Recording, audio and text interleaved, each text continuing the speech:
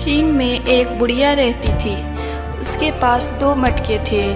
دونوں مٹکے بانس کے ڈنڈے کے ایک کنارے پہ لٹکے ہوئے تھے۔ بڑھیا بانس کو اپنی گردن کے پیچھے سے گزار کر کندھوں کے سہارے ڈنڈا پکڑا کرتی تھی۔ ایک مٹکے میں ہلکا سا چھید تھا، جبکہ دوسرا مٹکا بالکل ٹھیک تھا۔ ہر روز بڑھیا چشمے سے پانی بھر کے لاتی، مگر جس مٹکے میں چھید تھا اس کا پانی گھر پہنچتے پہنچتے آدھا رہ جاتا تھا۔ 2 سال تک یہ سلسلہ جاری رہا۔ صحیح سلامت مٹکے کو اپنے اوپر ناز و غرور ہونے لگا کہ وہ پورا پانی لاتا ہے، جبکہ چھید والا مٹکا بیچارہ شرمندہ رہنے لگا کیونکہ اس کا پانی آدھا رہ جاتا تھا۔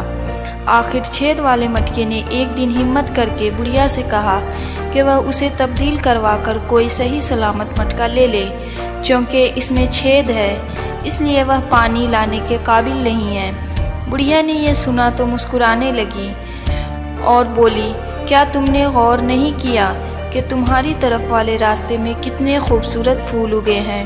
مجھے معلوم تھا کہ تم میں چھید ہے، لہٰذا میں نے تمہاری طرف والے راستے میں پھولوں کے بیج ڈال دیے، اور جب تم اس راستے سے گزرتے ہو تو تمہارا پانی ان پھولوں کے بیجوں پر پڑتا ہے، اور دیکھو آج کتنے خوبصورت اور رنگ برنگے پھول صرف تمہاری وجہ سے اگائے ہیں، اور مجھے بھی زیادہ محنت نہیں کرنی پڑی۔ میں ان سب پھولوں کا گلدستہ بنا کر اپنا گھر سجاؤں گی۔ میں تمہارے بغیر یہ سب نہیں کر سکتی تھی۔